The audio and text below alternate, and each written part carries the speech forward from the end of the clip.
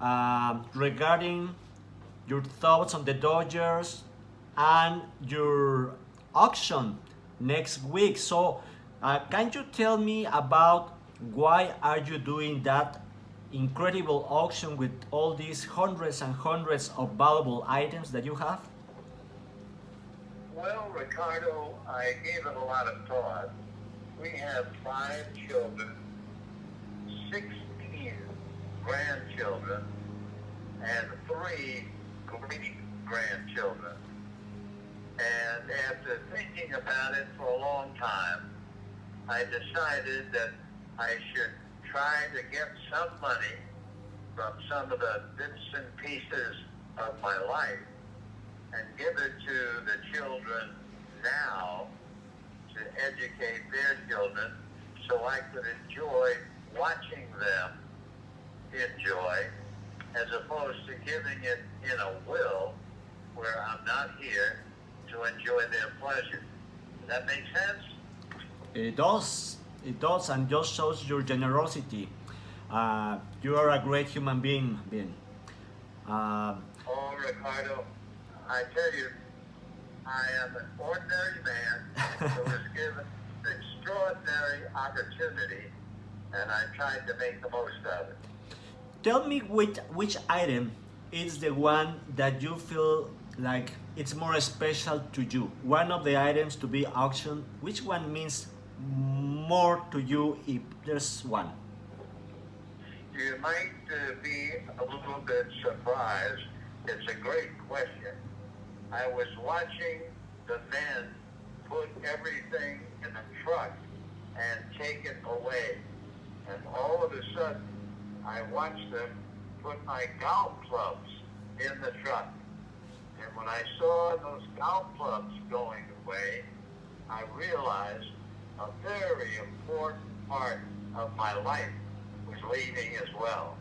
So of all the things that affected me the most would be seeing my golf clubs go away.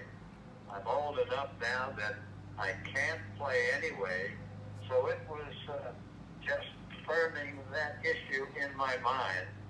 As far as golf clubs are concerned, I'm done. Oh, that's incredible moving. Being our Hispanic fans in LA, and you know, in Dodger Stadium, it's always thousands of Latinos watching the Dodgers. What can you tell us about Fernando? If you have a Fernando moment, I mean, I'm sure you have many, but which Fernando moment can you talk about for our audience of La Opinion? Well, I think there were 2 great moments. If you remember, when he was 19, he made his major league debut. I think it was late in the year, and he pitched a couple of innings. And then the following year, when I would believe it was Jerry Royce, could not pitch, and here comes this young man from Mexico named Fernando Valenzuela, and that was the beginning of his winning streak. So I think that first start the following year, where he went from the shadows of not being known at all, he became the toast of the town. And then later, when he pitched his no-hitter, that's when somewhere along the line I got the idea, and it said, if you have a sombrero, throw it to the sky.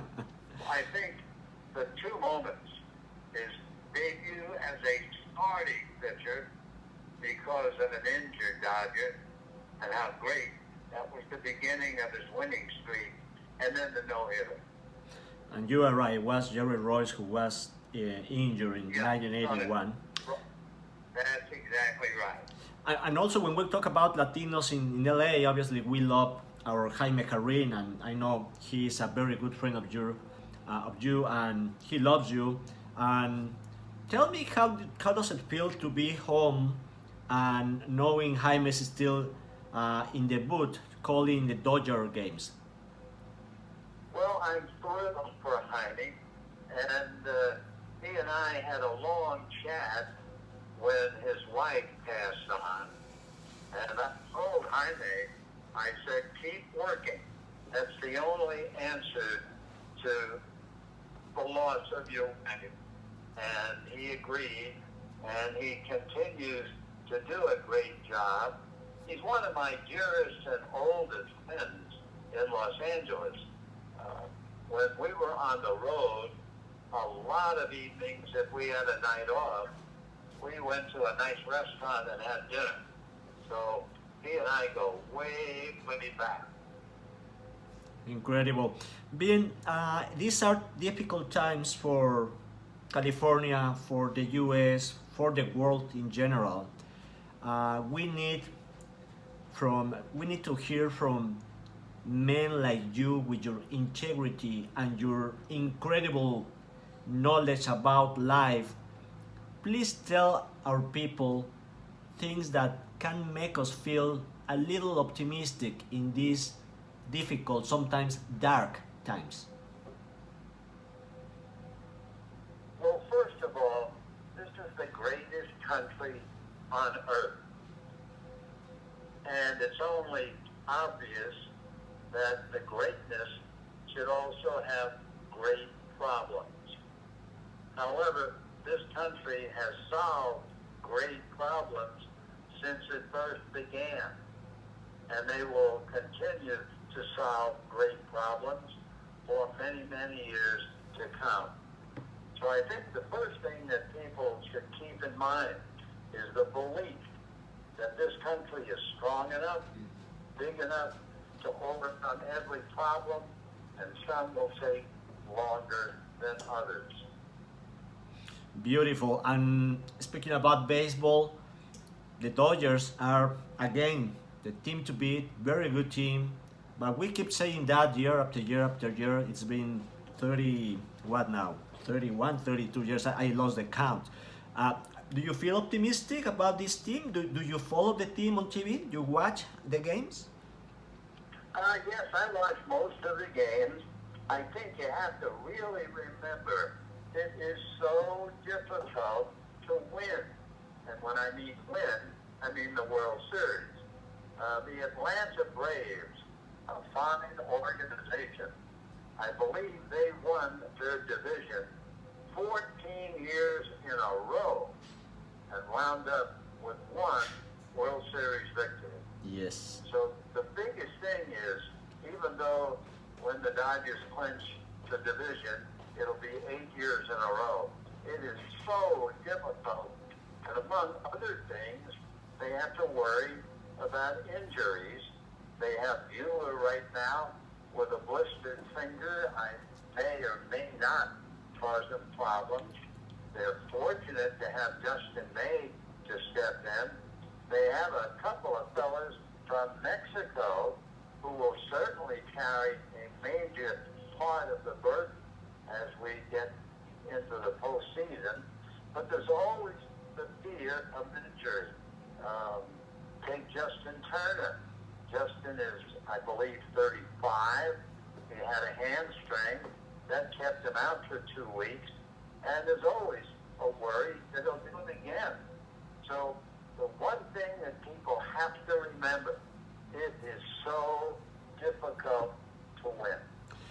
I know you are a very busy person, but we just celebrated Roberto Clemente Day last week, and I wonder if you had a moment that you can remember about the great Roberto Clemente that you can share with us.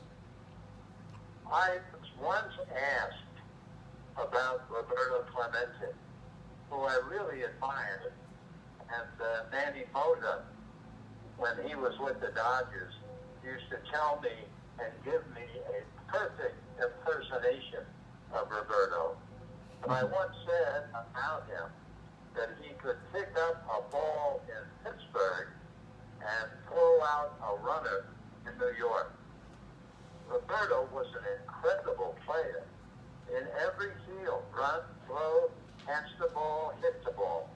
But what a lot of people forgot, he was a Dodger.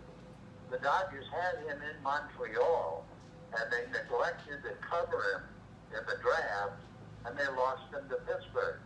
But had the Dodgers really been sharp on how much ability he had.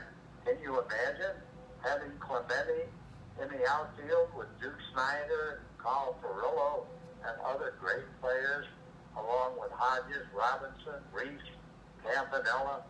Wow. So they would have had a tremendous franchise, but they let him get away, much to their chagrin. Few weeks ago, we also had this tragedy of the passing of the actor Chadwick Boseman, who was Jackie Robinson in the movie 42. And I'm sure you watched that movie. I think you were in the movie in some way because that's a historic movie, and I want to ask you about it. Were you, how it was to you to watch that movie about Jackie? Oh, yes, I watched it. In fact, sitting alongside of me watching that movie was Don Newcomb. And I thought the actor playing Jackie was perfect. So although I never met him, I had great respect for his acting ability. And when I found out that he had passed just a few days ago at the young age of 43, and he didn't look that old at all, he looked more like 33. Mm-hmm. I mean, what a great job he did. And Jackie would have been proud that he represented him in the movies.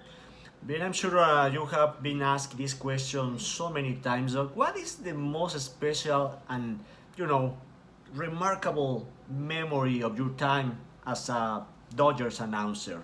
Is there a moment that you can tell this is over the rest of them because it's so special? Well, I've been fortunate over my career. I've done a lot of no-hitters. I think I've done 3 perfect games.